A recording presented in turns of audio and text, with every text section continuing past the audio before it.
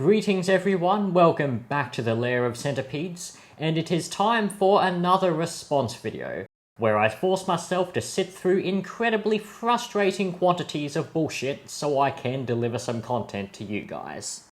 Whether you're out in the wilderness or in your home, you're never that far away from a spider. One could be lurking in your house right now. Let's begin, shall we?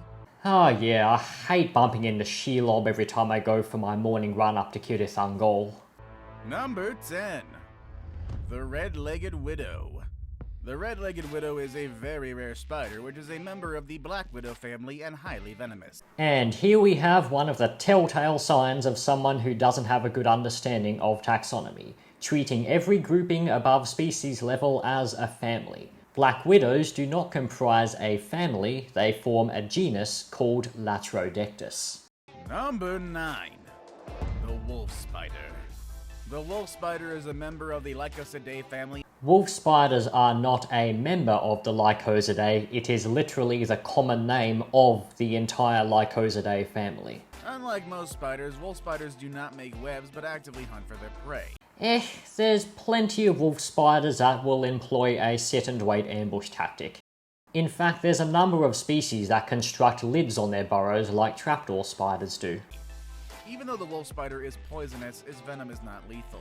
Venomous is correct, poisonous is incorrect, somehow managing to be simultaneously right and wrong about the same topic in the same sentence is taking self-contradiction to a whole new level. If necessary, the victim should avoid any movement or increased heart rate because it is extremely important to seek medical attention if bitten by a wolf spider. That advice would be more fitting for a funnel web bite. While the bites of wolf spiders are potentially quite painful, they are not considered to be medically significant. Seeking medical attention following a wolf spider bite is hardly essential, and is generally only recommended if symptoms become concerning. Number 8. The Sydney funnel web spider. That is a curiously low ranking for Atrax robustus. And also, what's the betting that they don't acknowledge the existence of the other funnel web species as well? Come on, give Hadronychi formidabilis some love. This eastern Australian native spider is one of the most feared of the venomous animals down under. That much is true, although take it from me, it is really hard to find funnel webs intimidating after you've spent enough time with them. They're typically 1 to 3 inches long and can be very aggressive when provoked. Here we go again. How many times am I going to have to say this? Funnel web spiders are defensive, not aggressive. Not only that, but when they are close to their burrows, they are actually incredibly timid. People are strongly advised not to approach them. Chances of being bitten are high if encountered. Very curious as to where they got that bit of information from, because once you know the spider's there, avoiding a bite from a funnel web is a piece of cake. Like, unless the spider is in a position where you can't see it, then you would have to be absolutely stupid to get bitten by a funnel web. So maybe the people who made this video are at risk after all. Number 7. The northern funnel web spider. Oh my god!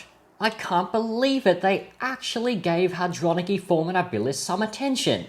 Now I'm sure this section's gonna be full of bullcrap like the rest of it, but still, props to them for that, if nothing else. The northern funnel web spider of Australia is the largest of this genus, reaching sizes over 3 inches long. So make no mistake, Hadronychi formidabilis is a big spider. It's the largest species in the Atracidae family. However, a length of 3 inches or 7.5 centimeters is definitely an overestimate. 5 or 6 centimeters would be a more reliable measurement of Hadronychi formidabilis' body length. It is most easily distinguished by its habit of dwelling in trees. There are other funnel webs that dwell in trees, most notably Hadronychi cerberia. Though in addition to that, there are also at least a couple undescribed tree-dwelling species, and other normally ground-dwelling funnel webs like Hadronychi valida may also burrow into tree trunks given the chance. The venom from all funnel web spider species can kill a human within minutes if no anti-venom is available. I think I've had to say this in pretty much every response video I have done that involves funnel web spiders, but bites that are fatal in such a short time frame occur in only a minority of recorded instances. And out of the 35 currently described funnel webs, Hadronychi formidabilis is one of only 2 species, the other being Hadronychi cerberia, that has caused severe envenomation symptoms in the majority of recorded bite cases.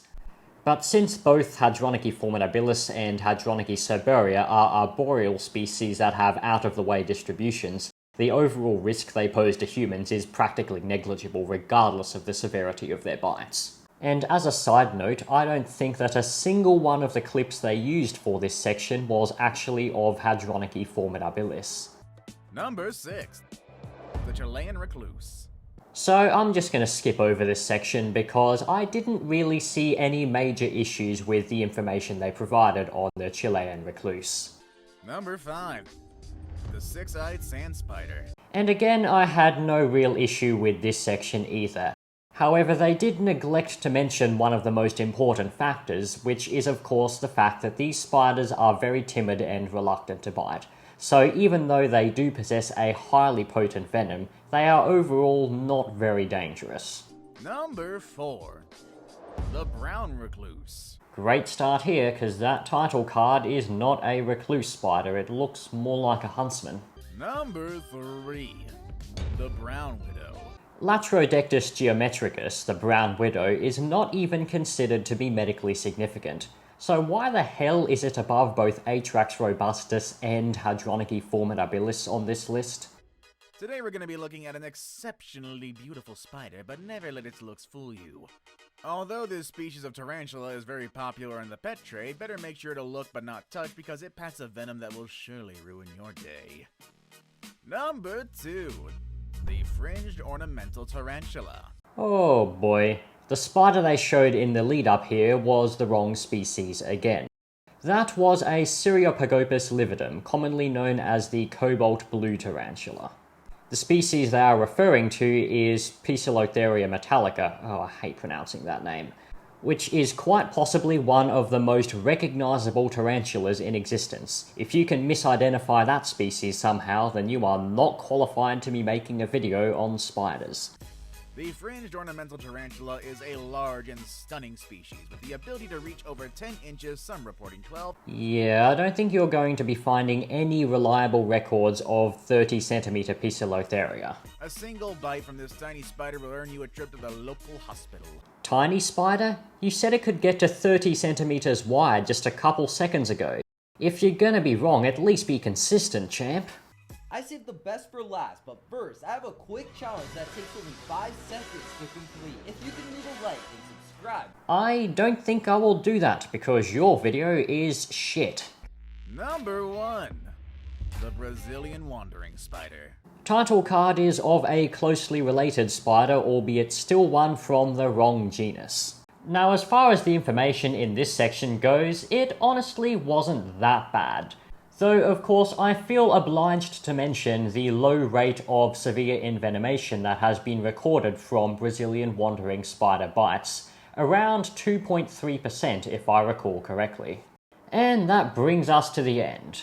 Now, this video wasn't quite the bottom of the barrel, certainly not as outrageous in terms of misinformation as quite a few of the others that I responded to. No 6-foot tarantulas mentioned at least. You may notice that there is something of a commonality in terms of the issues that I point out with these videos, and it is something that I have mentioned several times in this one, and it is less of a problem with the information that they are giving, and more of an issue with what they are leaving out. If a certain spider species has a low rate of severe envenomation, or is highly reluctant to bite, then I feel like that is an incredibly important fact to mention if you want to discuss how dangerous something is. And many of these videos tend to neglect that, quite possibly because they want it to sound scarier, because, you know, you get more views by playing off people's fears. So yeah, that is it for this video. If you enjoyed my reaction videos, and there are plenty others to check out, and there will be plenty more to come, I assure you. And of course, don't forget to subscribe. So thank you all very much for watching, that is it from me, and I'll see you again very soon.